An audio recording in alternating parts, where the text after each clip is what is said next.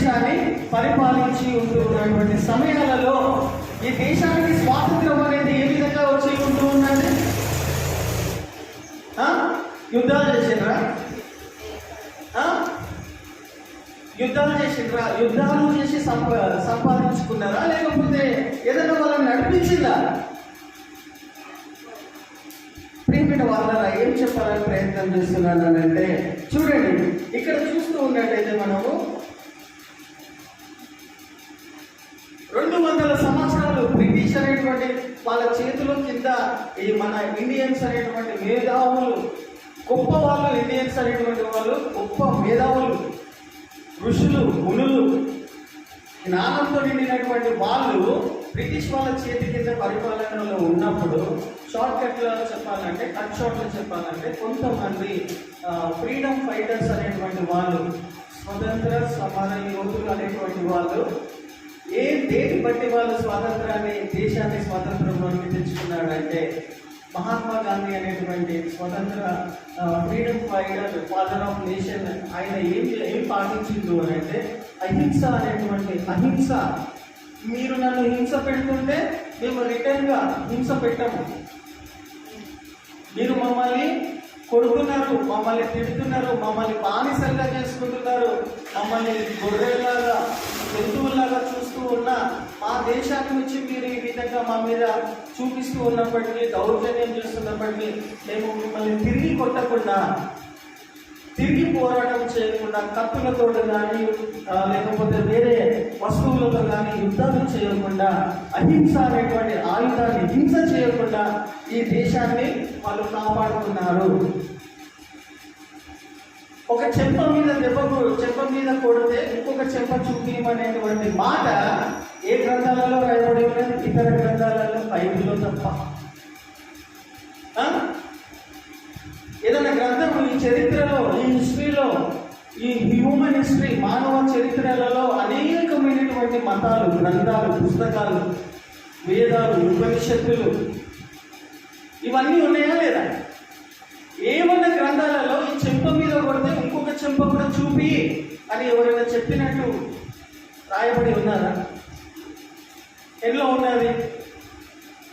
బైబిల్లో ఉన్నది. ఆ మాట ఎవరు చెప్పారు?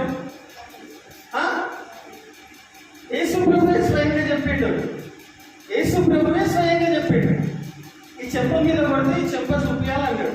అది మహాత్మా గాంధీకి నచ్చింది. షార్ట్ కట్లో చెప్తున్నా, వివరించి చెప్తున్నాను నేను. వాక్యం చాలా ఉన్నది కాబట్టి మనకి హిస్టరీ తెలిసి ఉండాలి. బైబిల్ ఒకటే తెలిసి 4 గోడల మధ్యలో హల్లెలూయా స్తుతి మహిమ అని మ్యూజిక్ వస్తున్నప్పుడు గంతులేయడం అనేది కాదు. ఎందుకు నీకు స్వతంత్రంగా అయిపోయినావు అమ్మా అంటే, రిపబ్లిక్ డే అని అంటే ఎందుకు చెప్పాలా? స్వతంత్ర దినోత్సవం ఎందుకు చేసుకుంటున్నావు అని అంటే నాకు తెలియదు అన్నట్టు ఉండొద్దు. ఎందుకంటే నువ్వు భారతీయుడివి. Hallelujah. First you are Indian, then Christian. కాబట్టి ప్రియమైన వాళ్ళ ఆ నాలెడ్జ్ ఉండాలని ఒక మాటలో చెప్పాలంటే, ఇది పాటించినాడు కాబట్టి, కొంతమంది ఫ్రీడమ్ ఫైటర్స్ పాటించినారు కాబట్టి, వీళ్ళని ఎంత కొట్టినా, ఎంత సాగొట్టినా, ఎంత హింసించినా వీళ్ళ దేశం వీళ్ళు కావాలని కోరుకుంటున్నారు కాబట్టి, యేసు ప్రభు చెప్పినటువంటి ప్రిన్సిపల్స్, మాటలను, సిద్ధాంతాలను పాటిస్తున్నారని వీళ్ళని ఏం చేయలేమని 1947 అనేటువంటి ముందటి దినాలలో ఈ దేశాన్ని వదిలేసి వాళ్ళు వెళ్ళిపోయిన తర్వాత 1947 ఆగస్టు 15 రోజున మనకు స్వాతంత్రం అనేది దేవుని వాక్యమును పాటించినటువంటి స్వాతంత్ర సమరయోధులు పాటించడం వలన స్వాతంత్రం అనేది మనకు లభించి ఉన్నది. అయితే స్వాతంత్రం వచ్చిన తర్వాత ఈ దేశాన్ని కొన్ని నియమాలు, కొన్ని పద్ధతులు, కొన్ని రూల్స్ అనేవి పాటించాలా లేదా?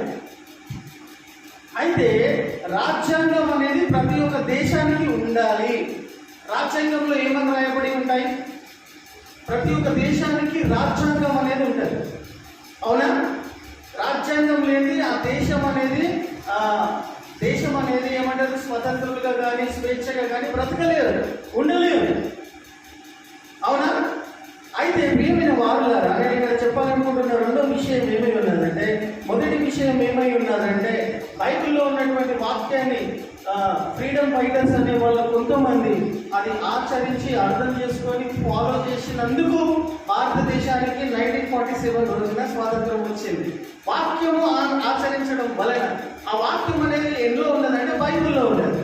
అయితే రాజ్యాంగం అనేది కూడా ప్రపంచంలో అనేకమైనటువంటి రాజ్యాంగాలు ఉన్నాయి. అవునా? ప్రపంచంలో అనేకమైనటువంటి రాజ్యాంగాలలో చూడండి, కొన్ని చూస్తూ ఉన్నట్టయితే భారతదేశానికి సంబంధించినటువంటి రాజ్యాంగం ఇండియన్ కాన్స్టిట్యూషన్, భారతీయ రాజ్యాంగం. అట్లనే అమెరికన్ కాన్స్టిట్యూషన్ అని ఉన్నది.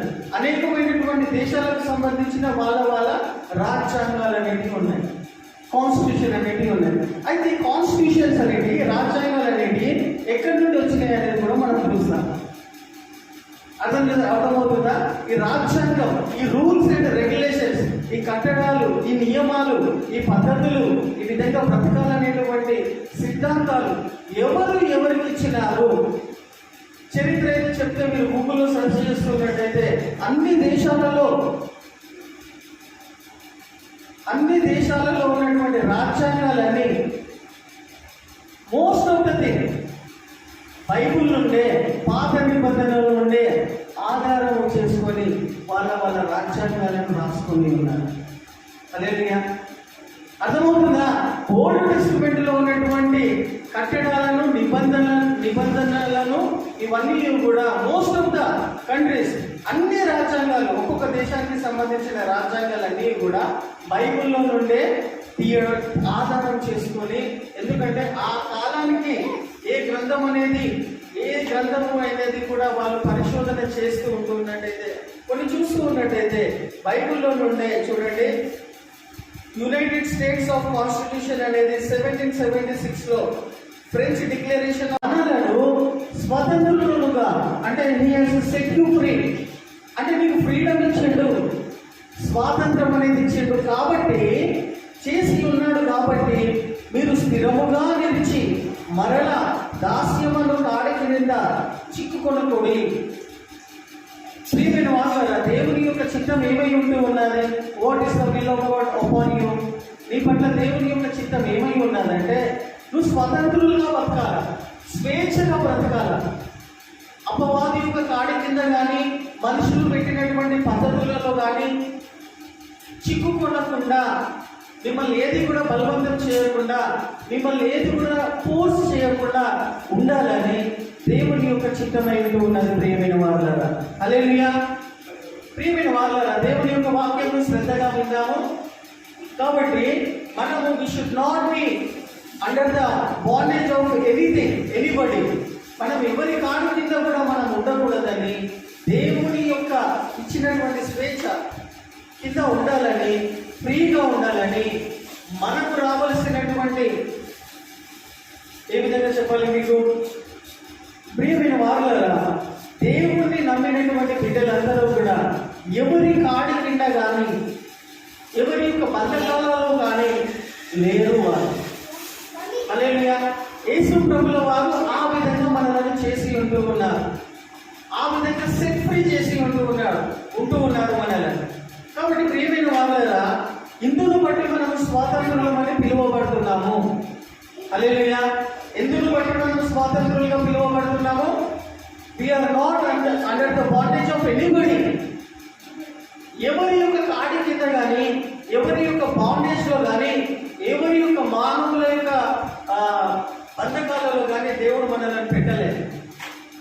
కొన్ని బంధాలు పెట్టాడు.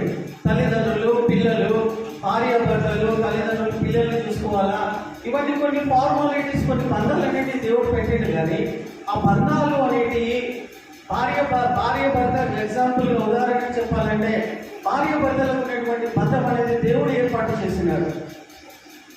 వాళ్ళ తల్లిదండ్రులను, అన్నదమ్ములను, అక్క చెల్లెళ్లను, కుటుంబ సభ్యులనే బంధాలుగా దేవుడు ఏర్పాటు చేసినాడు. కానీ ఎవరి కింద కూడా బానిసత్వంగా ఉండడం అనేది లేదు. దేవుడు ఆ విధంగా నిన్ను నన్ను సృష్టించలేదు. హల్లెలూయా. మనల్ని సెట్ ఫ్రీ చేసిండు. అంటే స్వాతంత్రులుగా ఏ విధంగా చేసి ఉంటూ ఉన్నాడంటే, అపవాది కింద, దుష్టుని యొక్క సాతాను కాడి కింద మనం ఉంటూ ఉన్నప్పుడు యేసు ప్రభుల వారు కల్వరి సిలువలో మనకు రావాల్సినటువంటి శిక్షను తీసుకొని ఆ యొక్క అపవాది యొక్క తంత్రముల నుండి, ఆ యొక్క బానిసత్వం నుండి, ఆ కాడి నుండి, మానవుల యొక్క బలహీనతల నుండి యేసు ప్రభుల వారు సిలువలో అవన్నీ ఇష్టపూర్వకంగా ఇష్టపడి తీసుకున్నాడు. కాబట్టి ఇది తీసుకున్నాడు, నా శిక్ష తీసుకున్నాడు, నా బానిసత్వంలో తీసుకున్నాడు, నా కోసం మరణించినాడు అని ఎవరైతే గుర్తించి, హల్లెలూయా, గుర్తించి అర్థం చేసుకొని ఎందుకోసం యేసు ప్రభుల వారు సిలువలో చనిపోయాడు, ఏం పాపం చేసాడని ఆయన చనిపోయాడు, ఏం పాపం చేసాడమ్మా, మళ్ళీ ఎందుకు చనిపోవాల్సి వచ్చింది సిలువ పైన? అర్థం చేసుకోవాలి. ఎవరి కోసం చనిపోవాల్సి వచ్చింది యేసు ప్రభుల వారు సిలువలో? నా కొరకు, మానవులందరి కోసము. పాపమునకు వచ్చు జీతము మరణము అని బైబిల్ చెప్తూ ఉన్నారు. కాబట్టి ఏ మానవుడు కూడా పర్ఫెక్ట్ కాదు, కాబట్టి పరిశుద్ధుడు కాడు. కాబట్టి ఆ పాపం అనేది మానవుడు చనిపోయిన తర్వాత నిత్య నరకాన్ని తీసుకెళ్తారు. కాబట్టి ఆ నరకంలో అనుభవించాల్సినటువంటి శిక్ష అనేది కూడా కల్వరి సిలువలో యేసు ప్రభుల వారు తీసుకొని ప్రతి ఒక్కరిని కూడా స్వతంత్రులుగా చేసి ఉంటూ ఉన్నాడు. హల్లెలూయా, హల్లెలూయా. మానవ జాతి మొత్తానికి, మనుషులందరికీ సృష్టికర్త కాబట్టి ఆయన కల్వరి సిలువలో మానవుల పాపముల కోసము ఆయనే సిలువ తీసుకున్నాడు, మరణించినాడని ఎవరైతే తెలుసుకొని, గుర్తించి, అర్థం చేసుకొని నమ్ముకుంటారో, నా శిక్ష ఆయనకు భరించడని నమ్ముకుంటారో, they have been set free from the sin, they have been set free from the bondages. హల్లెలూయా. ప్రియమైన వార్తరా, ఇక్కడ నేను తెలియజేయాలనుకున్నటువంటి విషయం ఏమై ఉంటూ ఉన్నదంటే, చూడండి, ప్రభుల వారు మనకు స్వతంత్రులుగా చేసి ఉంటూ ఉన్నాడు. హల్లెలూయా. ఎందులో నుండి స్వతంత్రులుగా చేసి ఉంటూ ఉన్నాడు? అపవాది యొక్క చేతిలో నుండి నిన్ను విడిపించినాడు. హల్లెలూయా, హల్లెలూయా. అర్థమవుతుందా? మనకు రావాల్సినటువంటి శిక్ష ఆయన తీసుకున్నాడని నమ్మడం వలన నువ్వు ఫ్రీ అయిపోయినావు, నువ్వు స్వతంత్రంగా అయిపోయినావు. నమ్మడం వలన, జస్ట్ నమ్మడం వలన. ఎంత గొప్ప భాగ్యం ఇది! జస్ట్ నువ్వు నమ్మడం వలన అపవాది కాడి నుండి నువ్వు విడిపించబడ్డావు. హల్లెలూయా. కాబట్టి ప్రియమైన వారులారా, యేసు ప్రభువుని ఎందుకు నమ్ముకోవాలి, ఏమని నమ్ముకోవాలంటే, యేసు ప్రభువే భూమి మధ్యలో, భూగోళంలో సిలువలో వేలాడిండు ఆయన. యేసు ప్రభువుని ఎందుకు నమ్ముకోవాలంటే ఆయన ఒక్కడే కదా మానవుల కోసము రక్తం చిందించింది, రక్తం కాల్చింది. ఎవరైనా ఉన్నారా? ఇంకా వేరే అవతార పురుషులు ఉన్నారా? మీకు కనిపిస్తారా చరిత్రలో? ఆయన సృష్టికర్త కాబట్టి తన చేతులతోటి నిన్ను నన్ను సర్వ మానవాళిని తయారు చేసాడు. కాబట్టి he died for your sins, he died for my since. ఆయన ఒక్కడే చనిపోయాడు కాబట్టి, ఆయన సృష్టికర్త కాబట్టి ఆయనను నమ్ముకొని ఉంటున్నాం. ఏమని నమ్ముకొని ఉంటున్నాం? యేసు ప్రభువుని నమ్ముకోవడం అంటే ఏమై ఉన్నదమ్మా? ఎందుకు యేసు ప్రభువుని నమ్ముకున్నాం అంటే ఏమని చెప్తావు? యేసు ప్రభువుని ఎందుకు నమ్ముకున్నావు అంటే ఏమని చెప్తారు? చెప్పాలా? యేసు ప్రభువుని ఎందుకు నమ్ముకున్నావు, యేసు ప్రభువుని ఎందుకు నమ్ముకున్నావు, ఏమని నమ్ముకున్నావు అంటే మీరు ఏమని అడుగుతారు? ఏమని చెప్తారు? జవాబు ఒక లైన్లో చెప్పండి. నా పాపములని, నా పాపాలు భరించడాన్ని, నా శిక్షను భరించడాన్ని, నా శిక్షను ఆయన తీసుకుంటూ, కాబట్టి నేను అది నమ్ముకుంటున్నా అన్నప్పుడు నీ ఆత్మకు రక్షణ కలుగుతుంది. దాని తర్వాత అద్భుతాలు, ఆశ్చర్య కార్యాలు, మహత్కార్యాలు, నమ్మలేనటువంటి సత్యాలు, దృశ్యాలు నీ పట్ల జరుగుతాయి. హల్లెలూయా. కాబట్టి ప్రియమైన వారులారా, ఏం తెలియజేయాలని ప్రయత్నం చేస్తున్నానంటే, చూడండి, దేవుడు మనం నమ్ముకున్నటువంటి బిడ్డలు మళ్ళా ఆ కాడి కింద ఆ బలహీనతలు యేసు ప్రభువును నమ్ముకోక ముందు ఏమేమైతే బలహీనతలలో, ఏమేమైతే చెడు అలవాట్లలో మన బానిసై ఉంటూ ఉన్నామో, మళ్ళా వాటి కింద మీరు వెళ్ళి ఆ కాడి కింద చిక్కుకొనకండి. హల్లెలూయా. ఆ అలవాట్లలో మీరు మళ్ళా వెళ్ళకండి. ఒకసారి మీరు అందులో వెళ్ళేసి ఆ నరకాన్ని, ఆ యొక్క బానిసత్వంను, ఆ బలహీనతను, ఆ యొక్క ఘోరమైన పరిస్థితిని రుచి చూసి వచ్చినటువంటి మీరు క్రీస్తు మిమ్మల్ని స్వతంత్రులుగా చేసిన తర్వాత మళ్ళా అపవాది యొక్క కాడి కింద మీరు వెళ్ళి ఆ ఉచ్చులో, ఆ చిక్కులో మీరు పడకండి. హల్లెలూయా అని దేవుని వాక్యము. మిమ్మల్ని స్వతంత్రులుగా చేసినప్పుడు డాడ్ అన్నాడు, I have set you free, I have made you free. నేను ఫ్రీగా చేసిన తర్వాత అంటే ఈ వాక్యం బట్టి మనం ఏం నేర్చుకోవచ్చు అంటే వి షుడ్ నాట్ మనము మళ్ళా ఆ చెడు క్రియలు కానీ ఆ పాత క్రియలు కానీ వాటిలోనికి వెళ్ళొద్దు. ఎందుకంటే నేను స్వతంత్రులుగా చేసేయగలను. స్వతంత్రులుగా చేసిన తర్వాత మనం చేయాల్సినటువంటి వేరే పనులు, వేరే క్రియలు అనేకమైనవి ఉన్నాయి కాబట్టి వాటిపైన మనసు నుంచి, వాటిపైన దృష్టి నుంచి వాటిని మన మనసుల హృదయంలో చేర్చుకుంటేనే తప్ప, దేవుని వాక్యాన్ని నీ మనసు హృదయంలో చేర్చుకుంటేనే తప్ప ఆ దేవుని వాక్యము నిన్ను నడిపిస్తుంది. కాబట్టి దేవుని వాక్యమే నీ పాదములకు దీపము వెలుగై ఉన్నది కాబట్టి అది మనల్ని నడిపిస్తూ ఉంటారు. కాబట్టి అన్లెస్ అంటే బైబిల్ యొక్క విలువను, బైబిల్ యొక్క ప్రాధాన్యతను, వాక్యం యొక్క విలువను తెలియచేయాలని నేను ఇష్టపడుతూ ఉన్నాను. ప్రియమైన వాళ్ళ చూడండి, ప్రియమైన వాళ్ళ 1947 క్రితము మనం ఎవరి ఈ యొక్క భారతదేశం అనేది ఎన్ని సంవత్సరాలు, ఎన్ని వందల సంవత్సరాలు ఈ భారతదేశం అనేది ఎవరి బానిసత్వంలో ఉండేది? Very good. బ్రిటిష్ వాళ్ళ పరిపాలనలో, అథారిటీలో ఈ యొక్క భారతదేశం అంతా కూడా ఉండేది. అవునా? ఎన్ని సంవత్సరాలు ఉన్నది? మనకు ఉండాలా? ఈ నాలెడ్జ్ ఉండాలా? బైబిల్ నాలెడ్జ్ ఉండాలా? నాలెడ్జ్ ఉండాలా? ఆ నాలెడ్జ్ లేకపోతే మనం ఎట్లా వాళ్ళని చెప్తాం? నీకు ఉట్టి బైబిల్ నాలెడ్జ్ అని ఉంటే ఇప్పుడు ఒక ఒక ఒక ఒక ఒక సాంప్రదాయంలో, ఒక పద్ధతిలో ఉంటున్నటువంటి వ్యక్తికి యేసు ప్రభు గురించి నువ్వు చెప్పాలి అని అంటే ఆయనకు అనుకూలంగా, వారికి అనుకూలంగా, వాళ్ళకి అర్థమయ్యే రీతిలో చెప్పాలా, వాళ్ళ భాషలో చెప్పాలి. కాబట్టి ఎందుకు ఈ విషయం చెప్తున్నా? ఇండిపెండెన్స్ డే అని మనం ఈ ఫ్లాగ్ పెట్టుకున్నాము, చేతికి అది పెట్టుకున్నాము, ఇక్కడ అది పెట్టుకున్నాము, ఈ ప్రారంభం అయిపోయిన తర్వాత స్వీట్లు పంచుకుంటాము, చాక్లెట్లు తింటాము. ఎందుకు? Reason, there is some reason కదా, అక్కడ ఒక కారణం ఉందా లేదా? అయితే 200 సంవత్సరాలు బ్రిటిష్ వాళ్ళు మన భారతదేశాన్ని పరిపాలించి ఉంటున్నటువంటి సమయాలలో ఈ దేశానికి స్వాతంత్రం అనేది ఏ విధంగా వచ్చి ఉంటూ ఉందండి? యుద్ధాలు చేసిండ్రా? యుద్ధాలు చేసి సంపాదించుకున్నారా, లేకపోతే ఏదైనా వాళ్ళని నడిపించిందా? ప్రియమైన వాళ్ళరా, ఏం చెప్పాలని ప్రయత్నం చేస్తున్నానంటే చూడండి, ఇక్కడ చూస్తూ ఉన్నట్టయితే మనము 200 సంవత్సరాలు బ్రిటిష్ అనేటువంటి వాళ్ళ చేతుల కింద ఈ మన ఇండియన్స్ అనేటువంటి మేధావులు, ఉదాహరణకు చెప్తున్నాను, వాళ్ళు దేవుని చేత నియమించబడినటువంటి పరిచారకులు అని దేవుని వాక్యం చెప్తున్నది. కాబట్టి వాళ్ళకు లోబడి ఉండాలని, వాళ్ళకు వ్యతిరేకంగా మనం ఉండొద్దని విషయం అర్థం చేయించడానికి నేను ఈ విషయం చెప్తూ ఉన్నాను. కరెంటు లేదనుకోండి, లేకపోతే ఎగ్జాంపుల్ నువ్వు చర్చికి రావడానికి రోడ్డు చక్కగా లేదనుకోండి, లేదా నువ్వు అంత దూరం నుండి ఇక్కడ దాకా రావడానికి బస్సులే లేవనుకోండి,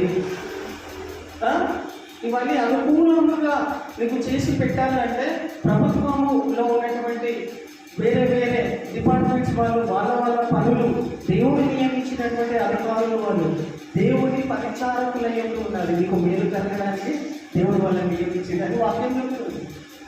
అలాగే ఇప్పుడు బస్సు లేదనుకో, లేదా ట్రైన్ లేదనుకోండి, ట్రాన్స్పోర్ట్ అనేది లేదనుకోండి. ఫర్ ఎగ్జాంపుల్ మీరు ఇక్కడ దాకా నడుచుకుంటూ వస్తారు, ఇవన్నీ కరెక్ట్గా మెయింటైన్ అవుతున్నాయి, ఇవన్నీ కరెక్ట్గా ఉన్నాయి అని అంటే somebody is working behind all these things. ఎవరో ఒక అధికారులు వాళ్ళ వాళ్ళ వాళ్ళ వాళ్ళ వృత్తిని, వాళ్ళ వాళ్ళ పని చొప్పున వాళ్ళు చేసుకుంటూ వస్తున్నారు. కాబట్టి వాళ్ళు దేవుని చేత నియమించబడినటువంటి అధికారులు, పరిచారకులు అయి ఉన్నారు. కాబట్టి వాళ్ళకి లోబడి ఉండండి అని ఉన్నారు. అలాగే ప్రియమైన వాళ్ళ రోడ్డు బాగా లేకపోతే మీరు ఇంత దూరం వస్తారా? కరెంటు లేకపోతే మనం ఇంత ఫ్రీగా కూర్చొని వాక్యం వినగలుగుతామా? ఇవన్నీ వాళ్ళ వాళ్ళ పనులు చేసుకుంటూ వెళ్తున్నాయి అని అంటే మనము వాక్యం ఏం చెప్తున్నది ఇందాక మనం చేస్తున్నట్టుగా వాక్యం ఏం చెప్తున్నారంటే వాళ్ళు దేవుని చేత ఏర్పాటు ఆ అధికారము, ప్రతి ఒక్క అధికారము, ప్రతి ఒక్క ప్రభుత్వం అనేది దేవుని చేత నియమించబడి ఉన్నారు. హల్లెలూయా. అది ఏ పార్టీ అయినప్పటికీ కూడా, ఏ ఎమ్మెల్యే అయినప్పటికీ కూడా దేవుని చిత్తం లేని ఒకడు సీటు మీద కూర్చోవాలి, ఆ సీటు మీదకి వెళ్ళి దింపాలి అని అంటే అది దేవుని చేతిలోనే ఉన్నది. అది మనకు అర్థం కాకపోవచ్చు కొన్నిసార్లు, కానీ దేవుని వాక్యాన్ని నమ్మాలి. ఇప్పుడు ఈ గవర్నమెంట్ వాళ్ళు, ఈ పార్టీ వాళ్ళు ఈ కుర్చీలో కూర్చోవాలి అని అంటే అది దేవుని చిత్తం లేదు కూర్చోడే. మన దృష్టికి వాళ్ళు కొంతమంది రౌడీ షీటర్లు కావచ్చు, మన దృష్టికి వాళ్ళు డబ్బులు పెట్టుకొని వచ్చి కుర్చీ మీద కూర్చుండని మనకు అనిపించవచ్చు, కానీ అది అట్లా కూర్చోవడం అనేది కూడా దేవుని చిత్తం లేనిది ఎవరు కూడా కూర్చోలేరని దేవుని వాక్యం చెప్తున్నారు. వాళ్ళు దేవుని ఆ అధికారం అనేది దేవుడు వాళ్ళకు ఇచ్చినటువంటి అధికారము. వాళ్ళు కూడా దేవుని పరిచారకులు.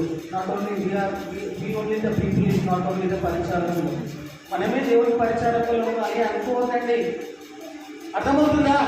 వాళ్ళు కూడా దేవుని దృష్టికి పరిచారకులై ఉంటూ ఉన్నారు. కాబట్టి ప్రియమైన వారులారా, ఇక్కడ ఏం చెప్పాలని నేను కన్క్లూజన్ తీసుకొని నేను ముగించేస్తున్నాను.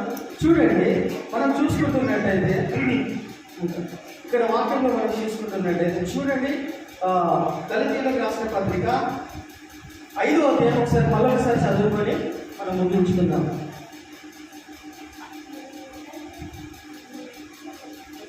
ఈ స్వాతంత్రము అనుగ్రహించు క్రీస్తు మనలను స్వాతంత్రులుగా చేసి ఉన్నాడు. వీళ్ళందరినీ పెట్టి దేవుడు మనలను స్వాతంత్రులుగా చేసి ఉన్నాడు. కాబట్టి ఎట్లుండాలంటే మనము చదువుమా. కాబట్టి మీరు